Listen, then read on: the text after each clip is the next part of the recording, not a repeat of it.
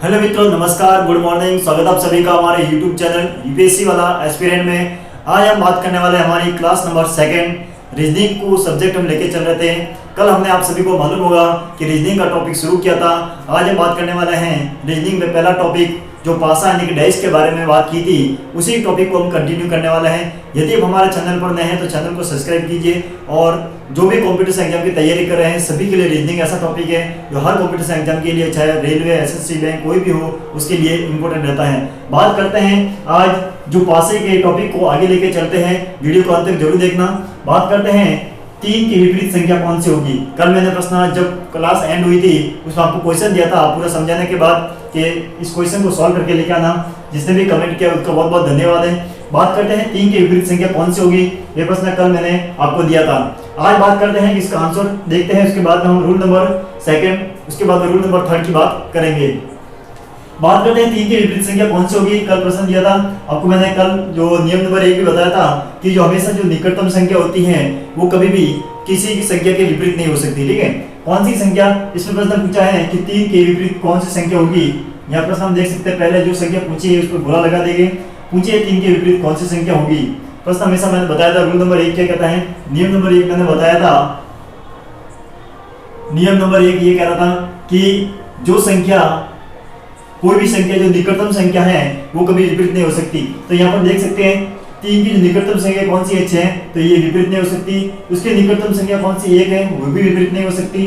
3 की निकटतम संख्या 4 है, तो ये भी विपरीत नहीं हो सकती। और 3 की निकटतम संख्या 5 है, ये भी विपरीत नहीं हो सकती। तो आप सभी को मालूम है कि जो संख्या निकटतम नहीं है तो पीछे एक ही संख्या बचती है, वो है यहाँ पर 3 की जो विपरीत संख्या हो सकती है वो है सिर्फ और सिर्फ 2 ही ऐसी संख्या है तो यहाँ की 3 की विपरीत संख्या होगी। तो यहाँ पर जिस ऑप्शन में 2 दिया होगा, चाहे ए बी सी डी, जिस ऑप्शन में 2 दिया होगा वो ऑप्शन आपका राइट हो जाएगा। इस प्रकार के प्रश्न सॉल्व करने हैं। नियम नंबर पहला आपको कंप्लीट समझ में आ गया होगा। इसी प्रकार के एग्जाम में प्रश्न पूछे जाते हैं, बिल्कुल नहीं घबराना है। अब बात करते हैं रूल नंबर 2 के बारे में। रूल नंबर 2 क्या कहता है और कैसे प्रश्न पूछे जाते हैं उसके बारे में बात करते हैं। ये तो था कल का प्रश्न। आज हम बात करने वाले हैं सेकंड प्रश्न के बारे में। ठीक है, तो सेकंड प्रश्न जो हम बात करने वाले हैं कि जो रूल नंबर 1 था वो हमने कंप्लीट कर दिया है। ठीक है, ये हमारा कंप्लीट हो चुका है। ठीक है, अब बात करते हैं रूल नंबर 2। नियम 2 ये कहता है, नियम नंबर 2। ठीक है, नियम नंबर 2 कहता है, ये तो निकटतम का नियम था। कौन सा था, निकटतम का नियम। ठीक है, अब बात करते हैं उभयनिष्ठ का नियम। दूसरा नियम है उभयनिष्ठ का नियम, उभयनिष्ठ का नियम। ठीक है, उभयनिष्ठ का नियम क्या कहता है उसके बारे में बात करते हैं। वो भी बहुत आसान है, आराम से समझा होगा, समझने की कोशिश करना। ठीक है, फिर भी यदि समझ में आता है तो कमेंट बॉक्स में बताना, मैं आपको वापस समझाने की कोशिश करूंगा।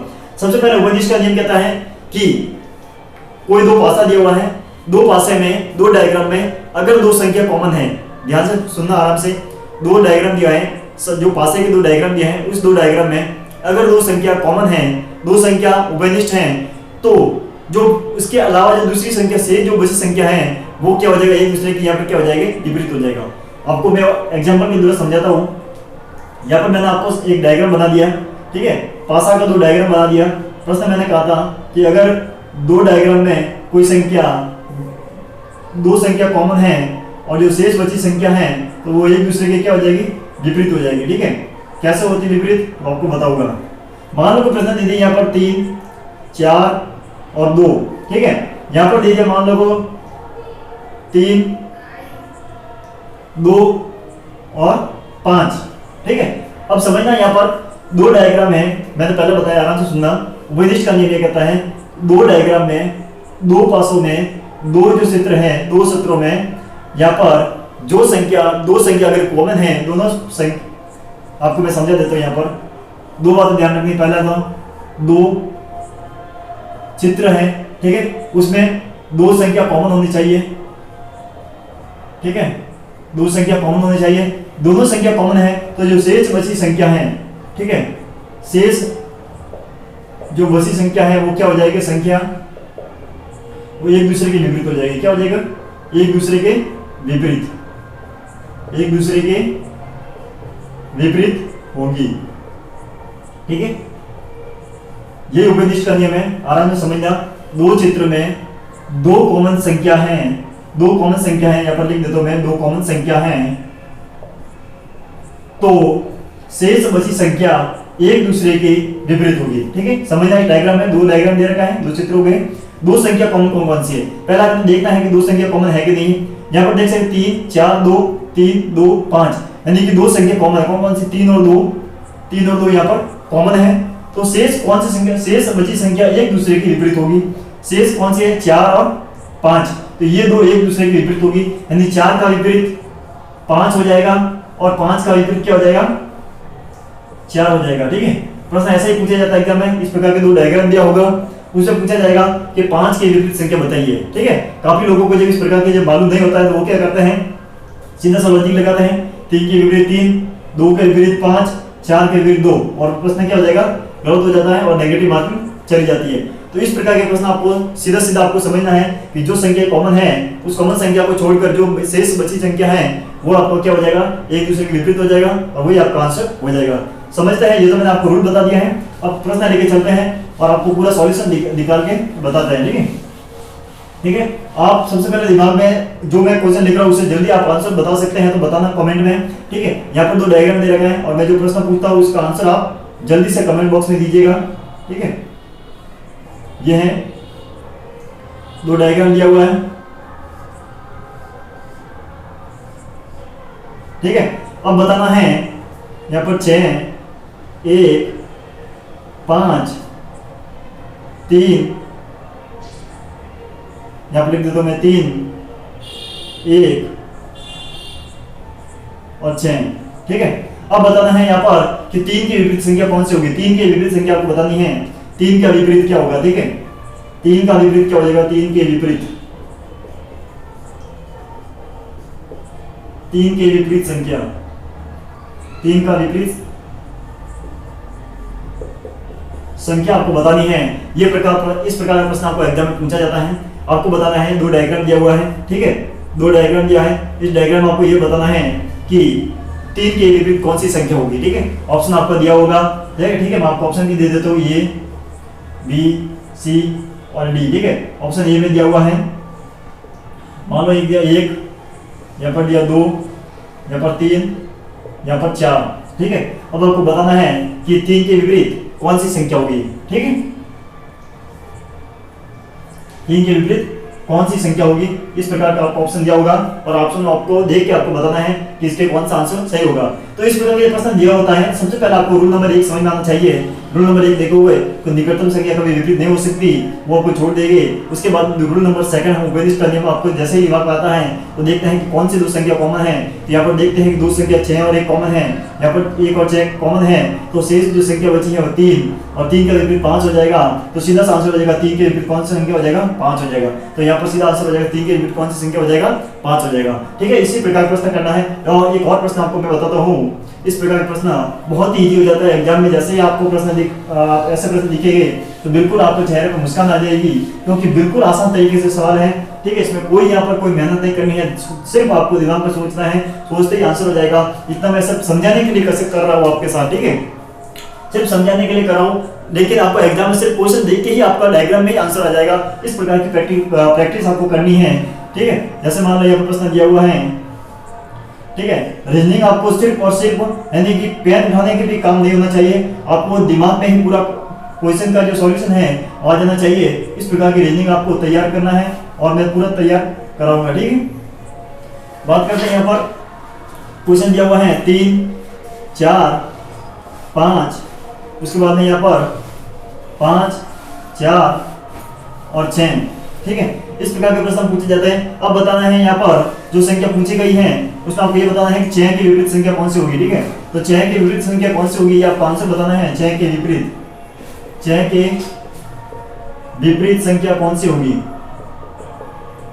ये आपको बताना है। 6 की विपरीत संख्या कौन सी होगी ये आपको बताना है। ठीक है, इस प्रकार प्रश्न आपको दिया होगा 6 की विपरीत संख्या कौन सी होगी। तो मैंने सबसे पहले उपनिष्ठ का नियम आपको दिमाग में आना चाहिए। एग्जाम में जिस प्रकार का प्रश्न पूछा जाता है सीधा से सीधा दिमाग लगाना है कि दो संख्या कौन कौन सी कॉमन है। पहले देखना है कि 3 5 4 5 4 6, ठीक है। तो इसमें दो संख्या कौन सी कॉमन हो जाएगी, 5 और 4 कॉमन हो जाएगी, इसमें 5 और 4 कॉमन हो जाएगी, तो 6 के विपरीत संख्या कौन सी हो जाएगी, 3। तो सीधा सा आंसर हो जाएगा 6 के विपरीत कौन सी, 3 आपका सही आंसर हो जाएगा। इस प्रकार का आपको प्रश्न पूछा जाता है। अगर 3 का विपरीत भी पूछा जाता है तो भी आंसर क्या हो जाएगा, 6 हो जाएगा, और 6 का विपरीत पूछा है तो वो भी आंसर हो जाएगा 3। इस प्रकार के आपको क्वेश्चन सॉल्व करना है। इसके बाद बात करते हैं रूल नंबर 3, ठीक है। एक दो क्वेश्चन दूंगा, उसके आपको सॉल्व करना है, ठीक है। मैं क्वेश्चन दे रहा हूँ, वो भी उसका कल आपको आंसर बताना है। उसके बाद हम थर्ड नियम बात करते हैं, तीसरा नियम, ठीक है।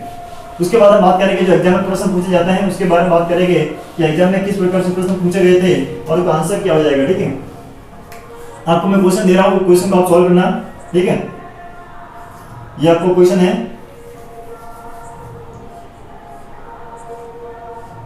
ये क्वेश्चन है, इस क्वेश्चन को सॉल्व करना है और इसका आंसर बताना आपको, इसका आंसर क्या हो जाएगा, ठीक है। यहाँ पर प्रश्न दिया हुआ है 2 5 4 3 2 5, ठीक है। अब बताना है यहाँ पर कि इसमें जो संख्या पूछी गई है वो है कि 4 के विपरीत कौन सी संख्या होगी, 4 के विपरीत संख्या आपको बतानी है, ठीक है। विपरीत संख्या क्या होगी वो आपको आंसर बताना है, ठीक है। तो आराम से नियम नंबर 7 उपनिषद का नियम आराम से देखना है। उसके बाद में बताना है कि 4 की विपरीत संख्या कौन सी होगी, कमेंट बॉक्स बताइए, कल इसका आंसर बताएंगे। लेकिन अभी हम रूल नंबर 3 की बात करते हैं, ठीक है। ये प्रश्न आराम से नोट कर लीजिए। उसके बाद में रूल नंबर 3 की बात करते हैं। रूल नंबर 3 क्या कहता है, लास्ट नियम बचा है जो पासर के टॉपिक को पूरा खत्म कर देगा, ठीक है। उसके बाद हम बात करेंगे ओपन डाइस के बारे में, यानी खुले पासर से कैसे प्रश्न पूछे जाते हैं उसके बारे में भी बात करने वाले हैं। यहाँ तक आपको समझ में आ चुका होगा, ठीक है। अब बात करते हैं रूल नंबर 3, नियम नंबर 3। नियम 3 क्या कहता है उसके बारे में बात करते हैं। नियम नंबर 3 कहता है आपको गुणन का नियम कहता है। क्या कहता है, गुणन का नियम, गुणन का नियम। अब गुणन का नियम क्या है उसके बारे में बात करते हैं। गुणन का नियम ये कहता है कि आपको पहले देखना है, पहला हमने पहला नियम बता दिया कि जो निकटतम का नियम, दूसरा उपनिषद का नियम, तीसरा है गुणन का नियम। गुणन का नियम ये कहता है कि मान लो कोई दो डायग्राम दिया हुआ है, उसमें अगर एक संख्या कॉमन है, ठीक है, एक संख्या कॉमन है और कॉमन संख्या की विपरीत संख्या को पूछी है और उसका विपरीत संख्या कॉमन के अलावा कोई संख्या पूछी है दूसरी और उसका अगर विपरीत निकालना है तो आपको क्या करना है, दोनों में से जो कॉमन संख्या है उन कॉमन संख्या के घड़ी की दिशा, कॉमन संख्या से घड़ी की दिशा में चलना है और घड़ी की दिशा में जब जैसे ही चलोगे तो आपका आंसर हो जाएगा। ठीक है, कैसे करना है मैं आपको बता देता हूँ। मान लो यहाँ पर प्रश्न पूछे गए हैं 2 5 4 3 2 और 1, ठीक है। अब यहाँ पर प्रश्न पूछा जाता है आपसे कि यहाँ पर 4 के विपरीत कौन सी संख्या होगी, ठीक है। 4 के विपरीत कौन सी संख्या होगी ये आपको बताना है। 4 के विपरीत कौन सी संख्या होगी, कौन सी संख्या होगी ये आपको बताना है, ठीक है। डायग्राम को आराम से समझना, मैं समझाता हूं पूरा। गुणन का नियम ये कहता है कि अगर दो डायग्राम में अगर एक संख्या कॉमन है, उपनिषद का नियम में सेकंड नंबर रूल में हमने क्या बताया था, दो चित्र हैं, दो संख्या कॉमन थी। थर्ड नंबर में हम बात करते हैं कि दो डायग्राम है, इसमें एक संख्या कॉमन है, दो डायग्राम है इसमें दो एक संख्या कॉमन, कौन कौन सी है, सिर्फ दो, यहाँ पर दो कॉमन है, ठीक है। तो दो डायग्राम में एक संख्या कॉमन है तो हम क्या करेंगे, उस संख्या से घड़ी की दिशा में चलेंगे। घड़ी की दिशा में मतलब कैसे, क्लॉकवाइज, इस प्रकार, ठीक है। तो सबसे पहले लिखिएगा हम 2, उसके बाद हम कौन सा 5, उसके बाद में क्या हो जाएगा 4 हो जाएगा, ठीक है। उसी तरह यहाँ पर सबसे पहले कॉमन संख्या 2, उसके बाद में घड़ी की दिशा में चलेंगे तो पहला 1 आएगा, उसके बाद में कौन सा आएगा 3। तो यहाँ पर प्रश्न पूछा गया है कि 4 की विपरीत संख्या कौन सी होगी, तो यहाँ पर देख सकते हैं 4 की विपरीत संख्या कौन सी हो जाएगी 3। तो 4 की विपरीत यहाँ पर क्या हो जाएगा 3 हो जाएगा और 3 यहाँ पर आपका सही आंसर हो जाएगा। इस प्रकार के प्रश्न आपको करने होते हैं, ठीक है। ये हो जाएगा गुणन का नियम। गुणन के नियम में आपको मैंने समझा दिया है। एक और क्वेश्चन कर लेते हैं, उसके बाद हम बात करते हैं कि एग्जाम में प्रश्न पूछे जाते हैं और एग्जाम में पूछे गए प्रश्न है उसके बारे में बात करने वाले हैं, ठीक है। ये थी। अब बात करते हैं और क्वेश्चन लेते हैं गुणन के नियम रूल नंबर 3 की बात करते हैं। उसी में एक डायग्राम में और बना के आपको बता देता हूँ और उसका आंसर आपको जल्दी से कमेंट बॉक्स में बताना है, ठीक है।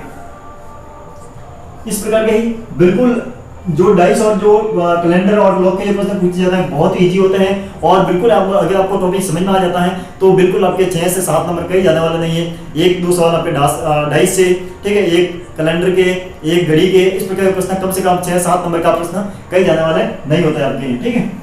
यहाँ पर मान लो आपको देखिए प्रश्न 3, 4, 6, 5 और 1, ठीक है। और यहाँ पर पूछा जाता है कि आपको 1 के या 5 के विपरीत कौन सी संख्या होगी, कौन सी 5 के विपरीत कौन सी संख्या हो जाएगी, ठीक है।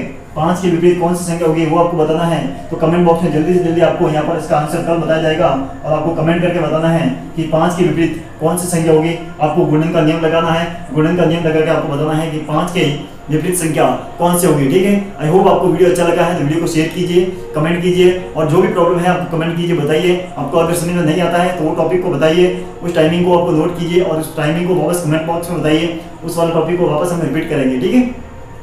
पूरा आपको तीनों रूल समझ में आ गया होगा। डाइस के 3 नियम है, निकटतम का नियम, उभयनिष्ठ का नियम और गुणन का नियम। कैसे तीनों नियम से प्रश्न सॉल्व किया जाता है, इससे बाहर आपका प्रश्न आने वाला नहीं है, ठीक है। इसी से प्रश्न पूछा जाता है, चाहे कोई भी पेपर आप उठा के देख सकते हैं, सब में इसी प्रकार से प्रश्न पूछे जाते हैं। ऐसे ही आपको क्वेश्चन सॉल्व करने होते हैं, ठीक है। मिलते हैं नेक्स्ट वीडियो में, तब तक के लिए जय हिंद, जय भारत।